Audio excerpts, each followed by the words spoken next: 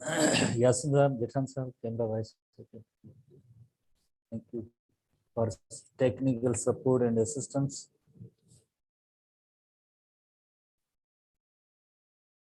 Good morning students.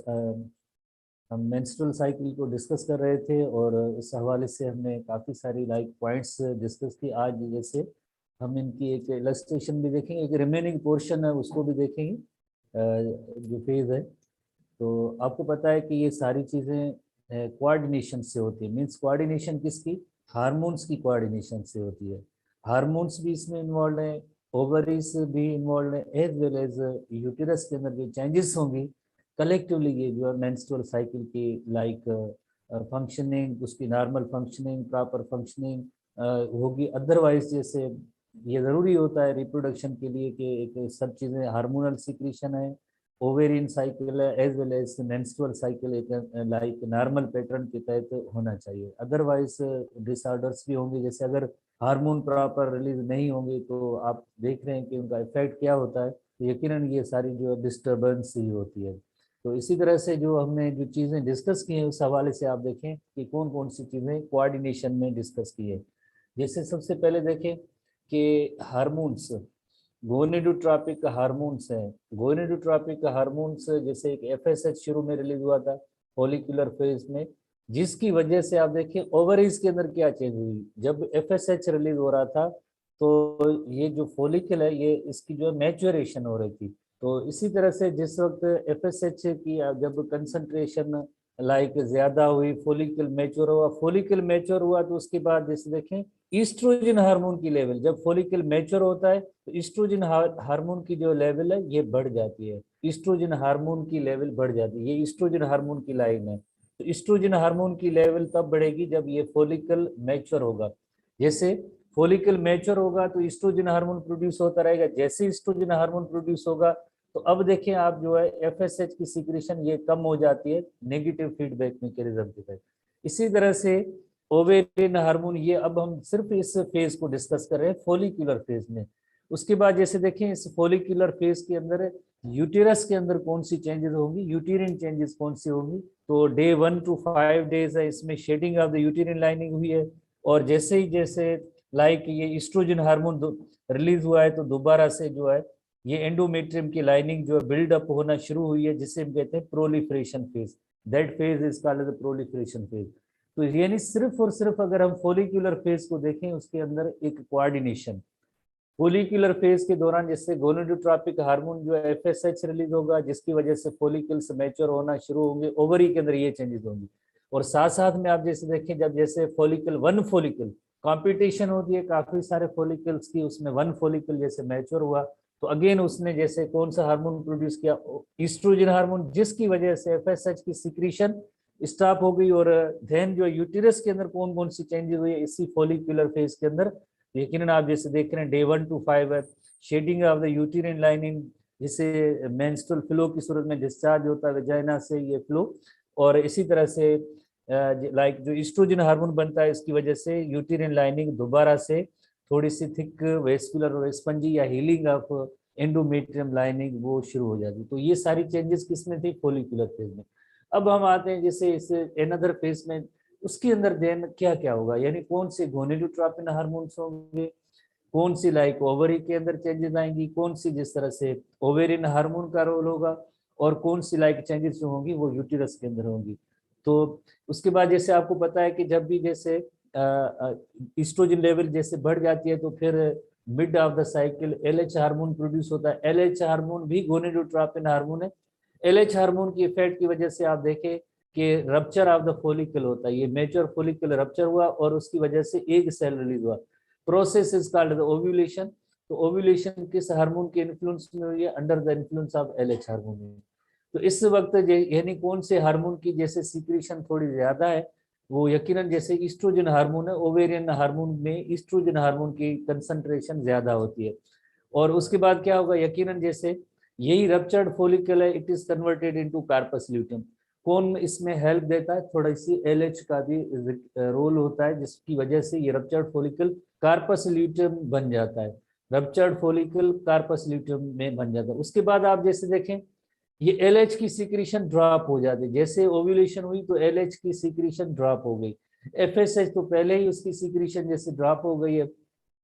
अब corpus luteum, आपको पता है कि कार्पस ल्यूटियम एक ओवेरियन हार्मोन प्रोड्यूस करता है जिसका नेम है प्रोजेस्टेरोन हार्मोन। तो आप ये लाइन जो है ना, ये लाइन आ रही है, ये प्रोजेस्टेरोन हार्मोन की है। तो प्रोजेस्टेरोन हार्मोन बहुत ही ज्यादा मिकदार में रिलीज होता है, प्रोजेस्टेरोन हार्मोन की कंसंट्रेशन बहुत ही ज्यादा मिकदार में होती है। जब प्रोजेस्टेरोन हार्मोन की कंसंट्रेशन ज्यादा होगी, इसकी वजह से आपने जैसे पढ़ा है कि यूटेरिन लाइनिंग जो मजीद थिक वेस्कुलर और स्पंजी होती है under the influence of progesterone hormone.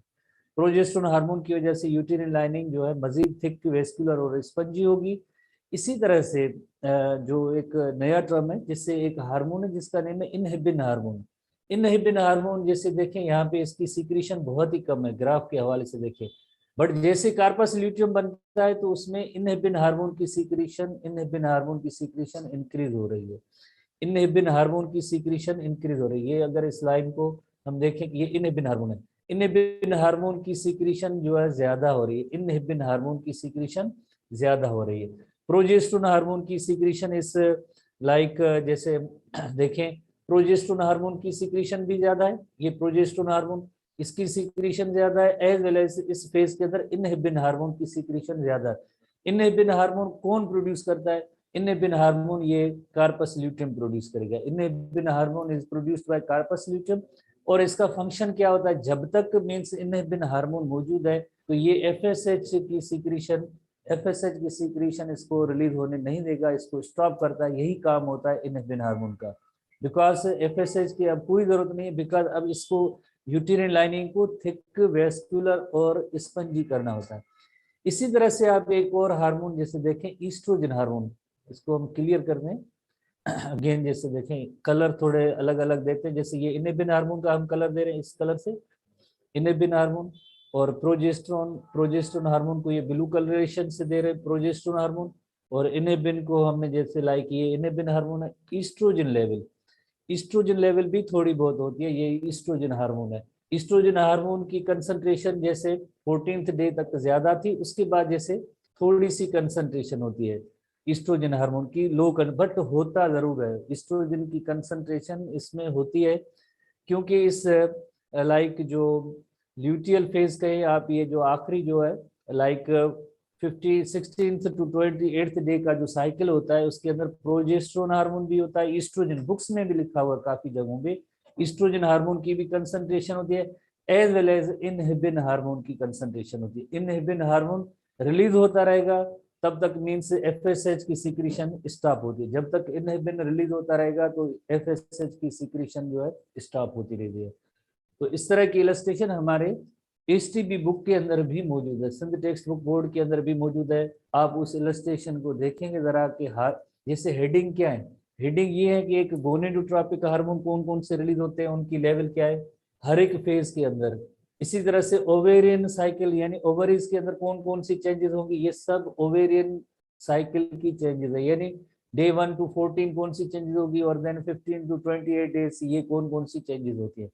इसी तरह से ओवरीज में भी हार्मोन रिलीज होते हैं, तो डे 1 to 5 कौन से हार्मोन रिलीज होते हैं, और then day 1 to like 14 days, और देन जो है 14 के बाद कौन कौन से हार्मोन रिलीज होते हैं।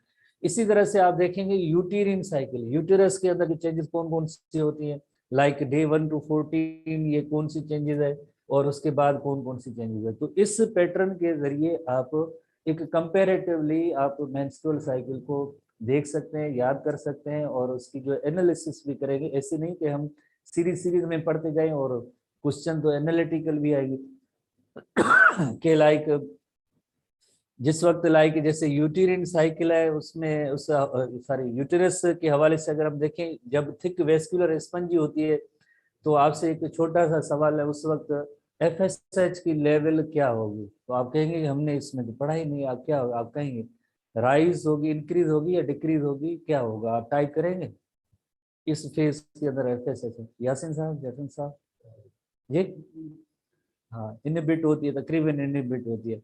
तो अगेन एक अनदर क्वेश्चन है कि वाई इनहिबिट, कौन से हार्मोन की प्रेजेंस की वजह से ये इनहिबिट होती है, थोड़ा सा टाइप करते जाएं। एग्जैक्टली आपने प्रोजेस्टेरोन हार्मोन बताया। प्रोजेस्टेरोन हार्मोन प्लस में एक इनिबिन हार्मोन है जो दूसरे किसी बुक्स में किन जगहों पे लिखा हुआ है। इसकी वजह से जो है ये नेगेटिव फीडबैक मैकेनिज्म होगी, इसकी वजह से एफएसएच की सीक्रेशन नहीं होगी, एफएसएच की सीक्रेशन नहीं होगी। तो इसी तरह से आप इनको देखेंगे, याद करेंगे। और जिस तरह से एक और लाइक हमने जैसे यूटेरिन साइकिल के हवाले से भी जैसे साथ साथ में इनको देखें, जैसे यूटेरिन साइकिल है यानी cyclic changes in the uterus, तो उसमें भी ये पूरा जो एक अलग से जैसे फ्लो चार्ट है उसके जरिए आप जैसे नोट कर सकते हैं। Day 1 to like 6th day है, यूटेरिन लाइनिंग की शेडिंग होती है। इसी तरह से 7 to 10th day uterine lining start to grow. तो इसमें कौन सा हार्मोन होगा? इसमें हार्मोन जैसे यकीनन ईस्ट्रोजन हार्मोन होता है, जिसकी वजह से यूटेरिन लाइनिंग दोबारा डेवलप होगी। ओव्यूलेशन का अमल हुआ, release of egg from ovary इस कॉल्ड ओव्यूलेशन। इसमें लाइक एलएच हार्मोन का किरदार होगा। उसके बाद यूटेरिन लाइनिंग दोबारा डेवलप होती है, तो ये इसमें यकीनन दोबारा मोर थिक वेस्कुलर और स्पंजी होगी, तो इसमें प्रोजेस्टेरोन हार्मोन का रोल या किरदार होगा। डेज भी है, इवेंट भी है। जैसे ओव्यूलेशन में क्या होता है? Mature egg is release from ovary, if eggs dies it is not fertilised, तो वो भी एक आगे सिचुएशन है। But uterus lining continues to develop और थिक होती है, जिससे हम कहते हैं thick vascular spongy under the influence of progesterone hormone. उसके बाद जब फर्टिलाइजेशन नहीं हुई, तो मीन्स ये फर्टिलाइजेशन नहीं हुई तो डे 1 वाली जो चेंजेस है ये दोबारा हो जाती है। तो इस तरह से जो है ये चेंजेस होती रहती है। ठीक है, इस तरह से इनकी जो चेंजेस होती रहती है। हम नेक्स्ट हेडिंग में आते हैं, जो एक टॉपिक हमारा रह गया था। और भी जैसे इस तरह से इलस्ट्रेशन है, उसमें भी आप जैसे नोट कर सकते हैं हार्मोन्स के हवाले से। जैसे ये एंडोमेट्रियम की लाइनिंग से हवाले से, एंडोमेट्रियम की शेडिंग होती है, कब होती है? तो शेडिंग जैसे आपको पता है डे 1 to 5 डेज होती है, उसके बाद एंडोमेट्रियम दोबारा डेवलप होता है। तो यानी ये कौन सा पार्ट है? ये पार्ट है यूटेरिन का। इसी तरह से अगर हम देखें ओवरी के अंदर क्या होता है, हर डे के हवाले से पहले इमेच्योर फॉलिकल्स होते हैं, एक फॉलिकल मैच्योर हुआ, देन जो कार्पस ल्यूटियम बना, कार्पस ल्यूटियम, उसके बाद अगर फर्टिलाइजेशन नहीं होती है तो डीजनरेट हो जाता है। ये सारी ओवेरियन चेंजेस है। इसी तरह से इस इलस्ट्रेशन के अंदर आप देख सकते हैं gonadotropic hormone, gonadotropic hormone FSH और एलएच है, उनकी सिक्रीशन कब ज्यादा होती है, किन डेज में, ये भी है। इसी तरह से ये जो फेज है ये ओवेरियन हार्मोन है, तो ईस्ट्रोजन हार्मोन की कंसंट्रेशन यानी 14th डे पे ज्यादा होती है, उसके बाद इनकी कम हो जाएगी। प्रोजेस्टेरोन हार्मोन इसमें ज्यादा आगे हो जाएगा। उसके बाद जैसे टेम्परेचर का क्वेश्चन है जो हमारे टेक्स्ट बुक से रिलेशन नहीं है, तो इस तरह से इलस्ट्रेशन में आप ऐसे आप डिफाइन कर सकते हैं इनको या नोट कर सकते हैं। हार्मोन की फीडबैक के हवाले से भी ऐसे क्वेश्चन आते हैं, जैसे हाइपोथैलेमस, उसमें जीएनआरएच रिलीज होगी। जीएनआरएच जो है गोनेडोट्रोपिन रिलीजिंग हार्मोन। उसके बाद ये स्टिमुलेट करता है पिट्यूटरी ग्लैंड को। पिट्यूटरी ग्लैंड जो गोनेडोट्रोपिक हार्मोन प्रोड्यूस करता है, जो एफएसएच और एलएच होता है, इनका इफेक्ट किस पे होता है? ओवरी पे होता है। देन ओवरी आगे उसमें क्या प्रोड्यूस होगा? ईस्ट्रोजन एंड प्रोजेस्टेरोन होगा। ये मैकेनिज्म जो है, इसी तरह से जो ये मैकेनिज्म कंटिन्यूस हो रही होती है, एक के बाद दूसरा तीसरा हार्मोन, तो ये जो है पॉजिटिव फीडबैक मैकेनिज्म है। पॉजिटिव फीडबैक मैकेनिज्म है। जैसे ईस्ट्रोजन और प्रोजेस्टेरोन की कंसंट्रेशन ब्लड में ज्यादा होगी, जाहिर है आप देख रहे हैं ईस्ट्रोजन और प्रोजेस्टेरोन का इफेक्ट किस पे है? ईस्ट्रोजन और प्रोजेस्टेरोन का इफेक्ट यूटेरिन लाइनिंग को थिक वेस्कुलर और स्पंजी करे। तो इनका इफेक्ट जो है आगे जो है यूटेरस पे है, थिक वेस्कुलर और स्पंजी करेंगे। जब तक मींस ईस्ट्रोजन और प्रोजेस्टेरोन मौजूद है तो पिट्यूटरी ग्लैंड जो है ना तो एलएच और एफएसएच प्रोड्यूस करेंगे, इसे हम कहेंगे negative feedback mechanism. This is called the negative feedback mechanism. जब ईस्ट्रोजन और प्रोजेस्टेरोन मौजूद हैं ब्लड के अंदर तो पिट्यूटरी ग्लैंड एलएच और एफएसएच नहीं करेंगे रिलीज, और इसी तरह से हाइपोथैलेमस में जीएनआरएच रिलीज नहीं होगा, क्योंकि जीएनआरएच का काम होता है एलएच एंड एफएसएच को रिलीज कराना। तो ये नेगेटिव फीडबैक मैकेनिज्म, और ये जो सीक्वेंस इस तरह से आ रही है हार्मोन टू हार्मोन जैसे रिलीज होते आ रहे हैं, ये पॉजिटिव फीडबैक मैकेनिज्म होती है। तो इस तरह से ये सब ये पॉजिटिव फीडबैक मैकेनिज्म। जब आखिर में जैसे आप देखें ईस्ट्रोजन और प्रोजेस्टेरोन हार्मोन बन गए तो उसके बाद ये लाइक हाइपोथैलेमस में जीएनआरएच रिलीज नहीं होगा और पिट्यूटरी से एलएच और एफएसएच रिलीज नहीं होंगे, तो ये जो है नेगेटिव फीडबैक मैकेनिज्म है। नेगेटिव फीडबैक इस साइकिल के अंदर इस हार्मोन की होती है। ठीक है, ये जस्ट दो ही टर्म है जो आपको आगे सीखने हैं। उसके बाद हम एनटीबी का एक पोर्शन था वो रह गया था। अच्छा, ये एंडोमेट्रियम की लाइनिंग है। एंडोमेट्रियम की लाइनिंग है जो थिक वेस्कुलर और स्पंजी, बट इससे आज एक नया टर्म सीखना है एंडोमेट्रियम की लाइनिंग के हवाले से कि जैसे एंडोमेट्रियम होना चाहिए, एक है पेरीमेट्रियम है, number 1 outer most perimetrium, number 2 is myometrium, myometrium thick जो मस्क्यूलर है, नंबर 3 इज एंडोमेट्रियम। तीसरा जो लेयर होता है उससे हम कहते हैं एंडोमेट्रियम। तो ये जो यूटेरिन चेंजेस हैं वो सब इस एंडोमेट्रियम में हो रही है। तो एंडोमेट्रियम का एक लेयर होता है जिससे हम कहेंगे बेसल लेयर, और दूसरा लेयर होता है फंक्शनल लेयर। तो ये बेसल लेयर है, ये कभी भी शेड वगैरह नहीं होगा, इसमें ब्लड सप्लाई होती है यूटेरस की। बट जो फंक्शनल लेयर है, फंक्शनल लेयर का मतलब है जैसे आप देख रहे हैं कि ये बिल्ड भी होता है, ब्लड वेसल्स भी आती है, इसमें बिल्ड भी होता है, और जब इसकी शेडिंग होती है तो देखें ये फंक्शनल लेयर ही शेड होता है, बेसल लेयर हमेशा बरकरार होता है।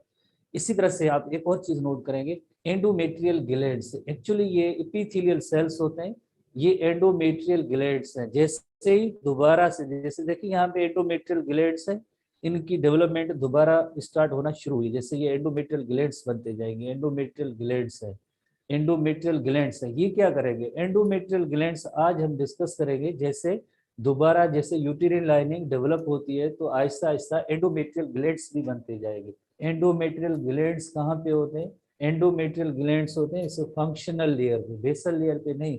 जैसे यूटेरिन लाइनिंग जो है इसमें थिक वेस्कुलर और स्पंजी होगी, तो उसमें नेक्स्ट जो है एंडोमेट्रियल ग्लैंड्स बनेंगे, जिनका एक बहुत इंपॉर्टेंट काम होगा ग्लाइकोजिन रिच, जो उनके अंदर ग्लाइकोजिन रिच जो है वैक्यूल्स बनते हैं।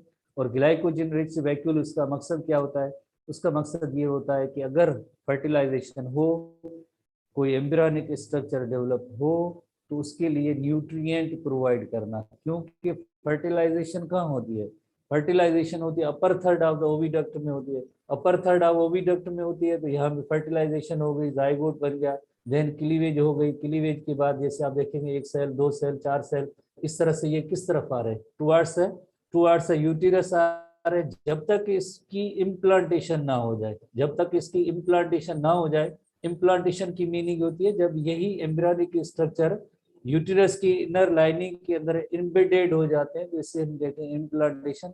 तो उस वक्त जो है ये एंडोमेट्रियल ग्लैंड्स के जो सेल्स हैं, इस 6 to 7 डेज की जर्नी के लिए, या इसमें जब ये जाइगोट के बाद जो चेंजेस आएगी, तो उस वक्त जो न्यूट्रिएंट प्रोवाइड करने का काम होगा, न्यूट्रिएंट प्रोवाइड करने का काम होगा, ये एंडोमेट्रियल ग्लैंड्स करेंगे। ये आज एनटीबी के टॉपिक में आएगा, हम ये डिस्कस करेंगे।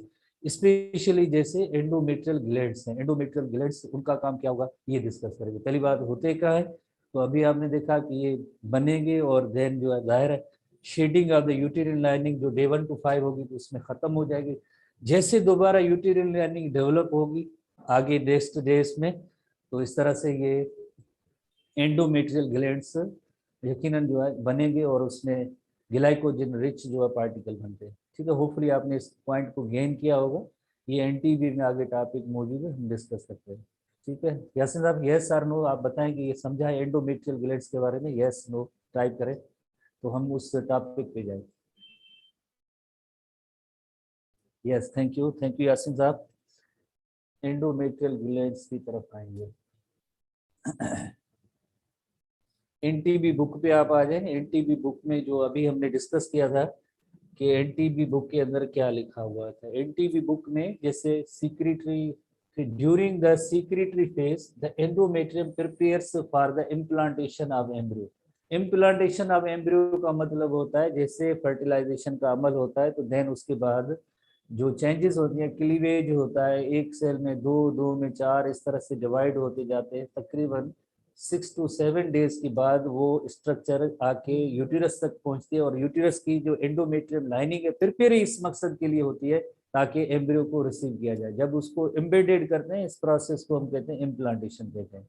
तो इस वजह से यूटेरिन लाइनिंग जो है प्रिपेयर होती है एवरी 28 डेज में। तो rising level of progesterone forms the corpus luteum acts on the oestrogen primed endometrium. तो इसी प्रोजेस्टेरोन हार्मोन की इफेक्ट किस पे होता है, एंडोमेट्रियम लाइनिंग पे होता है।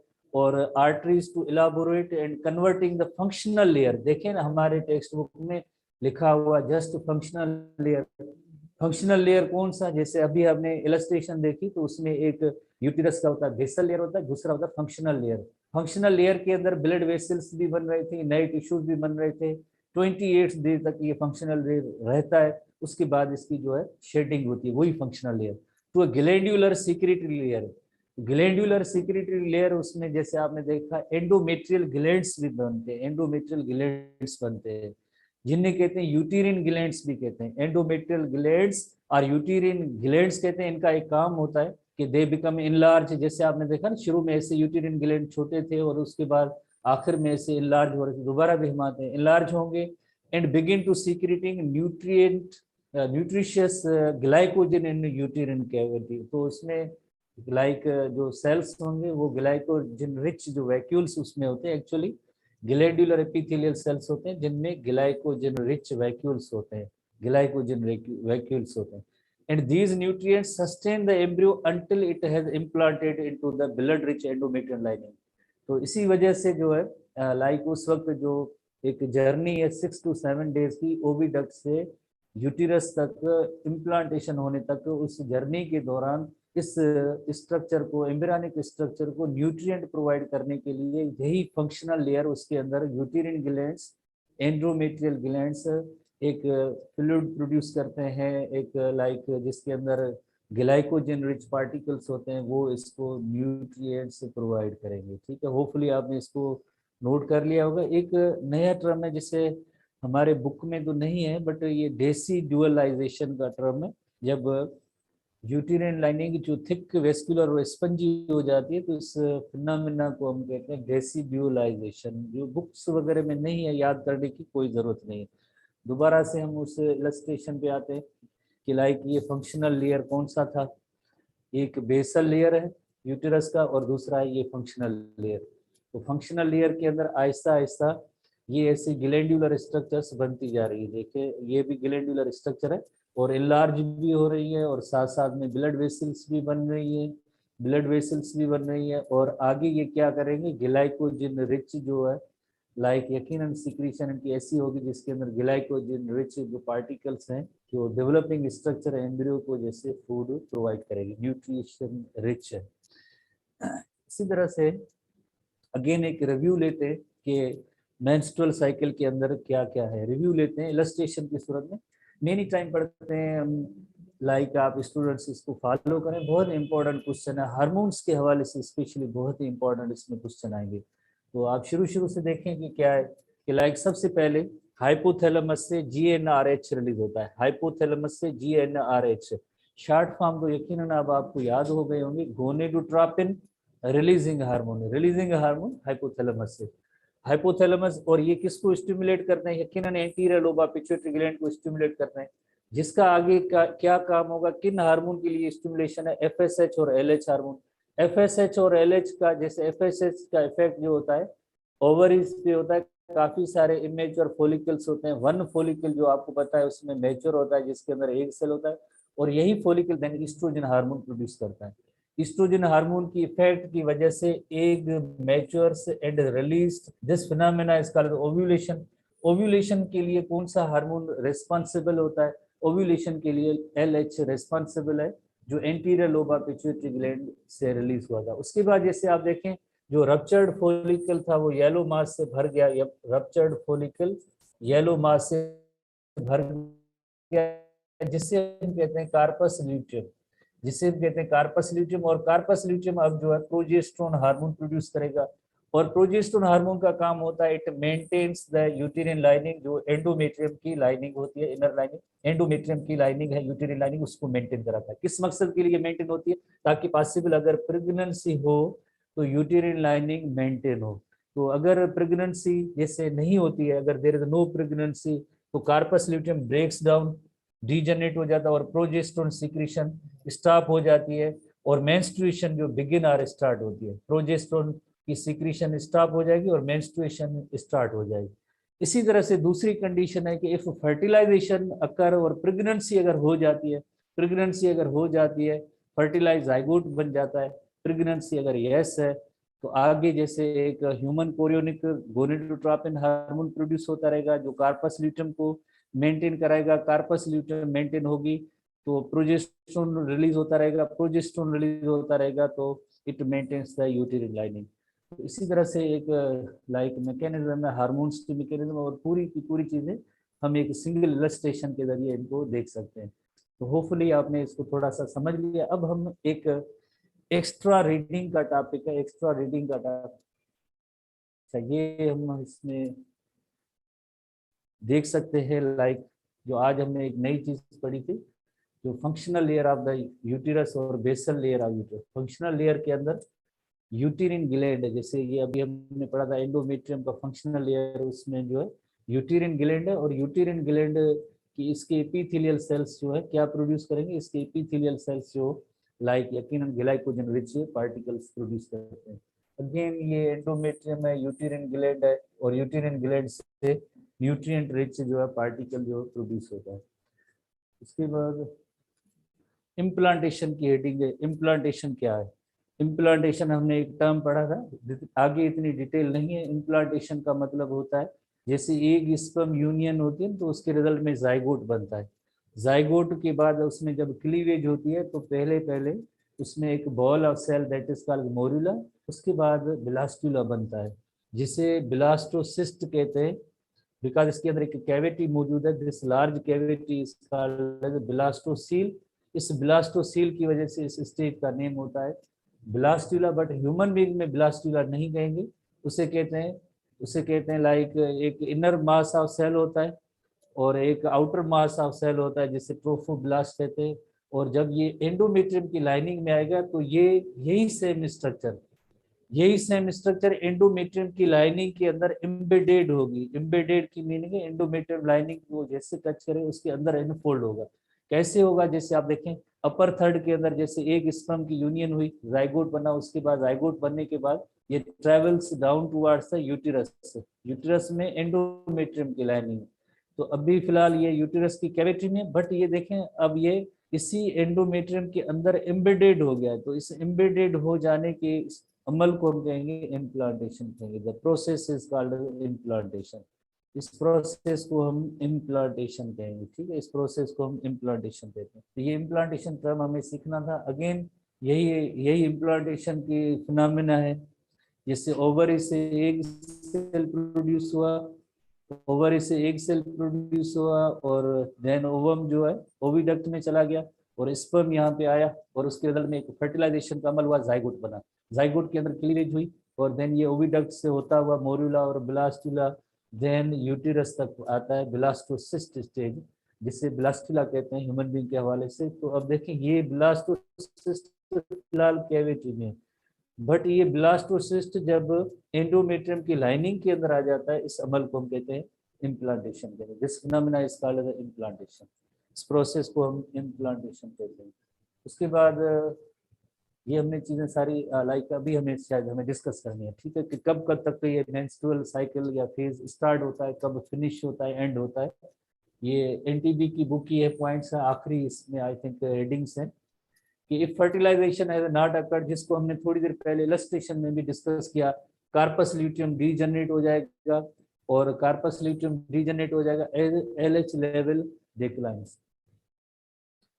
बिकॉज एलएच का भी एक आपको पता है कि एक थोड़ा सा रोल था कि कार्पस ल्यूटियम को थोड़ा सा डेवलप करने का रोल था, और कार्पस ल्यूटियम डीजनरेट हो जाएगा, और कार्पस ल्यूटियम डीजनरेट होने के बाद कौन सा हार्मोन जैसे उसकी सीक्रेशन खत्म हो जाएगी, कम हो जाएगी, लो हो जाएगी, वो होगा progesterone. Progesterone level falls, depriving the endometrium of the hormonal support and endometrial cells die. Because आपको पता है कि एंडोमेट्रियम की लाइनिंग जो मेंटेन हो रही थी वो सब इस प्रोजेस्टेरोन हार्मोन की वजह से हो रही थी। अब कार्पस ल्यूटियम भी नहीं है, कार्पस ल्यूटियम नहीं है तो प्रोजेस्टेरोन नहीं है, प्रोजेस्टेरोन नहीं है तो एंडोमेट्रियल सेल्स वो भी सर्वाइव नहीं कर पाएंगे, वो भी उनकी डेथ हो जाएगी, तो यकीनन उनकी जो है शेडिंग होना शुरू हो जाएगी। And setting the stage for menstruation. Menstruation कौन सा, लाइक डे 1 का जो इवेंट है फेज है, 28th डे के बाद जैसे कंप्लीट होगा तो मेंस्ट्रुएशन स्टार्ट हो जाती है। In human being menstrual cycle ceases की मीनिंग है स्टॉप हो जाता कब? At the age of 50 year, जब फीमेल की एज 50 ईयर्स होती है तो मेंस्ट्रुअल साइकिल जो है स्टॉप हो जाता है। इस कंडीशन को हम कहते हैं मीनोपॉज कहते हैं। जिससे पॉज लफ्ज की मीनिंग ही होती है स्टॉप, पॉज लफ्ज की मीनिंग ही होती है स्टॉप होती है, मेंस्ट्रुअल साइकिल स्टॉप हो जाता है। इसके लिए एक टेक्निकल टर्म है, बायोलॉजिकल टर्म है, जिसे हम कहेंगे मीनोपॉज कहेंगे, एट द एज ऑफ 50। 40 से 50 के दरमियान जो है किसी भी लाइक एज के अंदर ये मीनोपॉज हो सकता है। Cyclic menstruation is an indicator for formal reproductive life of female. अगर जैसे ये मेंस्ट्रुअल साइकिल कंटिन्यूस नॉर्मली एक लाइक जो रेगुलर पैटर्न के तहत ऑब्जर्व होते रहते हैं, तो ये एक नॉर्मल रिप्रोडक्टिव लाइक एक हेल्थ है। अगर जैसे साइकिल्स के अंदर कोई चेंजेस आ रही है तो मीन्स ये नॉर्मल मैकेनिज्म नहीं है रिप्रोडक्शन के हवाले से, बिकॉज यकीनन किसी न किसी जगह पे लाइक या तो हार्मोन्स में डिसबैलेंस है कि उसमें इरेगुलरिटीज है, रिलीज सही नहीं हो रहे, या ओवरीज के हवाले से कोई ना कोई यकीनन कोई डिस्टर्बेंस है। तो साइक्लिक मेंस्ट्रुएशन इज इंडिकेटर, निशानी है फॉर्मल रिप्रोडक्टिव लाइफ की, यानी नॉर्मल एक रिप्रोडक्टिव लाइफ के लिए ऑफ द फीमेल। एंड वो कहाँ तक होता है? बिटवीन मेनार्क, जैसे आपको पता है स्टार्टेज of menstrual cycle is called as menopause. Start को हम कहेंगे, स्टार्ट जो होती है मेंस्ट्रुअल साइकिल, उसके लिए मेनार्क लफ्ज इस्तेमाल होता है। और फर्स्ट मेंस्ट्रुएशन, मेनार्क लफ्ज की मीनिंग होती है फर्स्ट मेंस्ट्रुएशन, मेनोपॉज की मीनिंग होती है stoppage of menstrual cycle.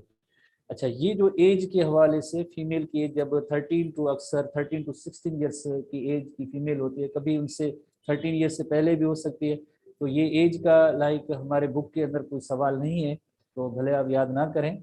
And मीनोपाज कब होता है? 40 टू 52, यानी ये भी एज का है कि इस एज के अंदर जो है ये मीनोपाज होता है, तो ये भी बुक्स में ये टर्म नहीं है, तो आप भले इनको याद ना करें। तो यानी 13 टू यानी 15 ईयर्स 52 ईयर्स, इस एज को कहते हैं फीमेल की रिप्रोडक्टिव ईयर्स, फीमेल की फर्टाइल ईयर्स।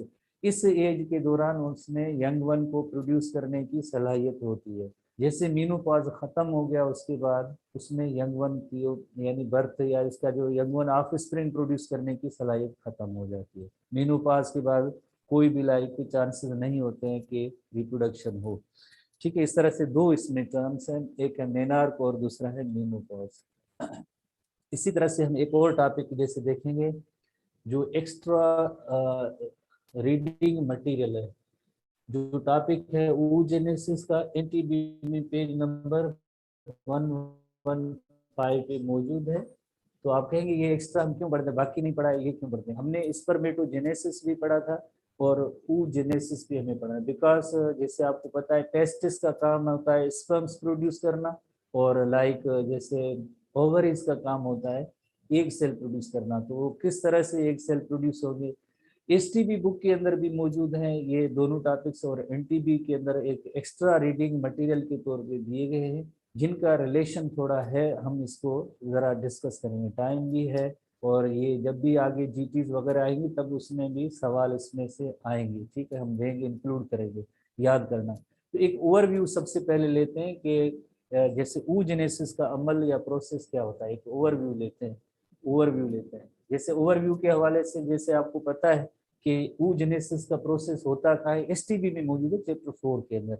ये ओवरी है, यकीनन ओवरी के अंदर जैसे एक सेल प्रोड्यूस होता है, ओवरी के अंदर एक सेल प्रोड्यूस होता है, ये ओविडक्ट है, ये ओविडक्ट है, ओविडक्ट है या फैलोपियन ट्यूब जिसे कहे, फैलोपियन ट्यूब और ओविडक्ट, जिसके अंदर जैसे ये एक सेल रिलीज हुआ तो ये फ्रेंजिस जैसे मौजूद है, ये स्वीप कर लेती है एक सेल को, और देन अपर थर्ड के अंदर इसमें फर्टिलाइजेशन हो रही है, स्पर्म यहाँ तक पहुंचेंगे, आके इस एक सेल को फर्टिलाइज करेंगे। ठीक है, तो मीन्स ये तो जस्ट पार्ट है। अब हम देखते हैं कि इस ओवरी के अंदर किस तरह से एक सेल प्रोड्यूस होते हैं। तो ओवरी जैसे उसके अंदर शुरू में जैसे जर्मिनल सेल्स है, जिसे हम ऊगोनिया कहते हैं, ऊगोनिया प्लूरल है, ऊगोनियम जो है सिंगुलर होता है। ओवरी के जर्म सेल लाइनिंग है उसमें ऊगोनिया होते हैं, ऊगोनियम सिंगुलर है। जैसे आपको याद होगा हमने टेस्टिस के हवाले से पढ़ा था कि उसमें क्या होंगे, टाइप करेंगे, इसको कंपेयर करें आप, एनालॉजी ले, इसकी सिमिलरिटी ले, उसमें टेस्टिस में कौन सी ऐसी लाइक सेलुलर स्ट्रक्चर थी? जासिम साहब, जैसन साहब। स्पर्मेटोगोनिया, एग्जैक्टली आपने सही बताया, spermatogonia plural, spermatogonium singular diploid cell है। तो इसमें माइटोटिक सेल डिवीजन होगी, बिकॉज इसमें ये जो ग्रोथ फेज होता है इसमें, और उसके बाद जो इसकी तादाद भी बढ़ेगी, और उसके बाद जैसे प्राइमरी स्पर्मेटोसाइट प्राइमरी ऊसाइट बनता है, प्राइमरी ऊसाइट भी डिप्लॉयड सेल होता है, प्राइमरी ऊसाइट भी डिप्लॉयड सेल होता है। इस प्राइमरी oocyte के अंदर मियोसिस 1 का अमल होगा या प्रोसेस होगा, जिसकी वजह से दो अनइक्वल जो डिवीजन ऑफ द सेल्स होती है, एक बड़ा सेल बनता है और एक छोटा सेल बनता है। बड़ा सेल जो होता है उसे हम कहेंगे सेकेंडरी oocyte कहेंगे। सेकेंडरी oocyte क्योंकि मियोसिस 1 हो चुकी है, अब ये सारे हैप्लॉइड सेल्स होंगे, तो ये सेकेंडरी oocyte भी हैप्लॉइड है। इसी तरह से जो फर्स्ट पोलर बॉडी बनेगी ये भी हैप्लॉइड सेल है। दोनों हैप्लॉइड सेल होते हैं। फर्स्ट पोलर बॉडी से दो पोलर बॉडीज बनेगी, और जैसे सेकेंडरी oocyte है, इसमें जब मियोसिस होगी तो एक लार्ज सेल बनेगा, दैट इज कॉल्ड ओवम, वो भी हैप्लॉइड है, और एक सेकेंड पोलर बॉडी बनेगी। ये दोनों लाइक स्ट्रक्चर्स कहाँ से बनी? ये सेकेंडरी oocyte से बनी है। फर्स्ट पोलर बॉडी से दो पोलर बॉडी बनी। इसी तरह से काफी सारा पोर्शन वो इस लाइक ओवम के अंदर चला गया है, और पोलर बॉडी के अंदर साइटोप्लाज्म का बहुत ही कम पोर्शन होता है। फिर अल्टीमेटली हम कहेंगे कि लाइक 3 पोलर बॉडीज बनती हैं और एक एग सेल बनता है, एक ओवम और एक सेल बनता है। इसकी कंपैरेटिवली अगर आप स्पर्मेटोजेनेसिस में देखें तो उसके रिजल्ट में 4 स्पर्म्स बनते हैं और चारों जैसे फंक्शनल होते हैं। बट इन केस यहाँ पे oogenesis के हवाले से आप देखें, इसमें जो है 3 पोलर बॉडीज बनती हैं जो डीजनरेट हो जाएंगी, खत्म हो जाएंगी, और रिमेनिंग एक फंक्शनल जैसे आप कहें सेल होगा, जिसे हम कहते हैं ओवम या एग सेल कहते हैं, ओवम और एग सेल कहते हैं। ये ओवम इस तरह से बनता है। नॉर्मली क्या होता है, 1 फॉलिकल अगर मैच्योर होता है तो एक उसमें यकीनन एक एग सेल बनता है। कभी कभार ऐसी फीमेल्स होती हैं उसमें काफी सारे फॉलिकल मैच्योर हो जाते हैं। जितने फॉलिकल मैच्योर होते हैं तो जाहिर है उसमें उतने ही एग सेल प्रोड्यूस होंगे। जितने ज्यादा एग सेल फीमेल के अंदर प्रोड्यूस होंगे तो वो सब के सब फर्टिलाइज हो सकते हैं, क्योंकि स्पर्म्स जो मिलियंस की तादाद में इनको मिलते हैं फीमेल रिप्रोडक्टिव ट्रैक्ट के अंदर। तो फिर कभी कभार जैसे आपने जैसे सुना होगा तो मल्टीपल बर्थ होते, एक से ज्यादा जो बर्थ होते हैं, उसका रीजन भी यही है कि फॉलिकल अगर ज्यादा मैच्योर हुए, जैसे होता तो नॉर्मली 1 फॉलिकल पर मंथ, एक ही फॉलिकल जैसे डेवलप होता है उसके अंदर एक सेल होता है। बट कभी कभार ऐसी सिचुएशन होती है कि जिसमें फॉलिकल से ज्यादा जैसे अगर मैच्योर हो जाए तो वो सब के सब एक सेल प्रोड्यूस करेंगे। जितने एक सेल प्रोड्यूस करेंगे वो सब के सब आगे फर्टिलाइज हो जाएंगे, तो इतने ज्यादा बर्थ यानी बेबीज जो प्रोड्यूस होंगे, जिससे हम कहते हैं मल्टीपल बर्थ जैसे बन सकते हैं। तो बहरहाल हमें तो सिर्फ एक नॉर्मल फिनोमेना देखना है कि लाइक जैसे एग सेल कैसे बनता है, और इस प्रोसेस को हम कहते हैं oogenesis कहेंगे। Process is called oogenesis। इस प्रोसेस को हम कहेंगे oogenesis, जो ओवरी के अंदर होता है, और उसके रिजल्ट में होगा क्या, उसके रिजल्ट में यकीनन एग सेल बनेगा। एग सेल बनने के अमल को हम कहेंगे oogenesis। Oo refers to ovum और एग सेल, जेनेसिस की मीनिंग है फॉर्मेशन और प्रोडक्शन और formation of egg cell from ovary is called as oogenesis। तो ये हमारे एसटीबी बुक के अंदर भी ऐसी चीजें मौजूद हैं, एसटीबी बुक के अंदर। बट यहाँ पे थोड़ी सी एक डिटेल है, थोड़ी सी एक एक्स्ट्रा रीडिंग के अंदर एक डिटेल है, कुछ नई पॉइंट्स हैं जिसको आप समझने की कोशिश करेंगे। एक मिनट सर, अच्छे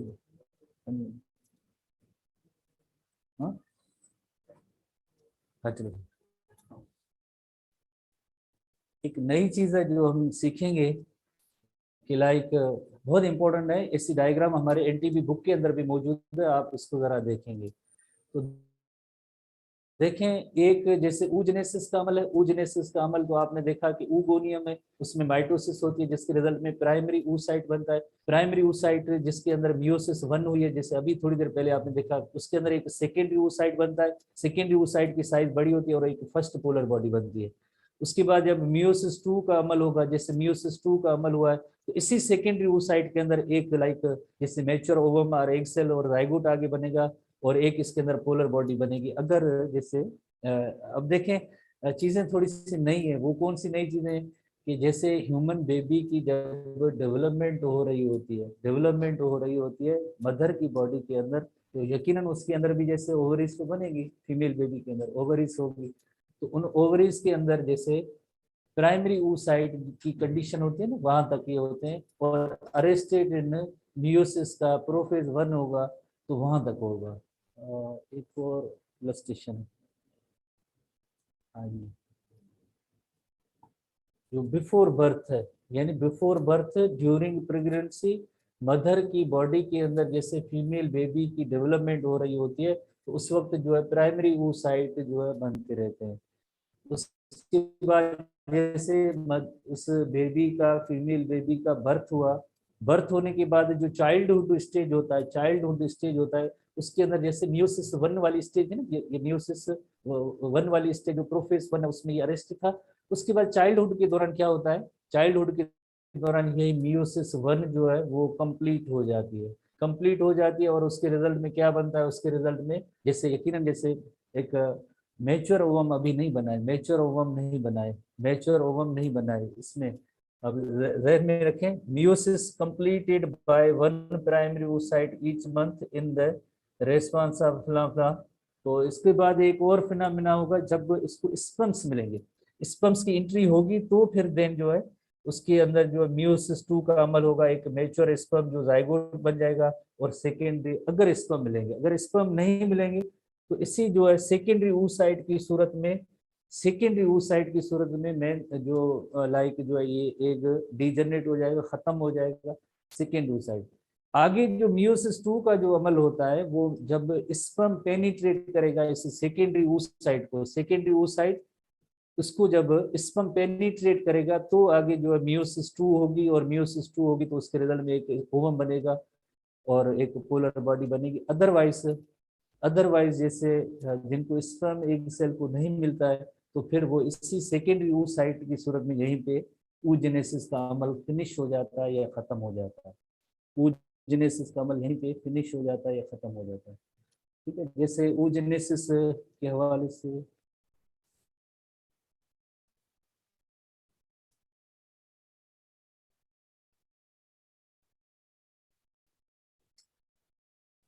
ये ऐसी डायग्राम हमारे बुक के अंदर मौजूद है। और ये देखें, इसमें दो चीजें हैं, कौन सी दो चीजें, एक है लाइक फोलिकुलर डेवलपमेंट है और दूसरा oogenesis है। यानी आपको पता है कि फोलिकल के अंदर ही एक सेल जो है डेवलप होता है, फोलिकल के अंदर ही एक सेल डेवलप होता है। तो ये एक सेल की लाइक किस तरह से बनने का मैकेनिज्म है, before birth, before birth primary oocyte के अंदर होते हैं, प्रोफेज वन तक होते हैं।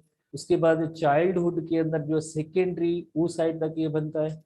उसके बाद सेकेंडरी oocyte अरेस्टेड होता है, जब इसको स्पर्म मिलेगा तो उसमें न्यूसिस टू होगी, अदरवाइज न्यूसिस टू नहीं होगी। इसी तरह से ये एसटीबी बुक की पॉइंट है, हमारे टेक्स्ट बुक के अंदर एसटीबी बुक के अंदर पॉइंट है, ह्यूमन फीमेल में तकरीबन 2 लाख oocyte ओवरी होते हैं, हर एक ओवरी के अंदर इतने oocyte मौजूद हैं। इसकी फर्टाइल पीरियड के दौरान, फर्टाइल पीरियड कौन सा था, जो 13 ईयर से लेकर 52 ईयर्स तक, उसके दौरान 450 एग्स इसमें मेच्योर होते हैं और 1 egg is produced per month from alternate ovary, right ovary, left ovary, right ovary, left ovary। इसी तरह से ये जो पॉइंट्स हैं ये हमारे किसी बुक वगैरह में नहीं है, कि जैसे वो हम oocyte का नंबर है तो ये फॉलिकल्स का नंबर है, फॉलिकल्स का जो नंबर होता है 2 lakhs to 3 lakhs फॉलिकल होते हैं, और उसमें बहुत ही कम फॉलिकल मैच्योर होते हैं, बाकी डीजनरेट हो जाते हैं, आपको पता है एफएसएच के इन्फ्लुएंस में। तो कल हम हमारा जो टॉपिक होगा हम इस यहाँ से इसको डिस्कस करेंगे। तो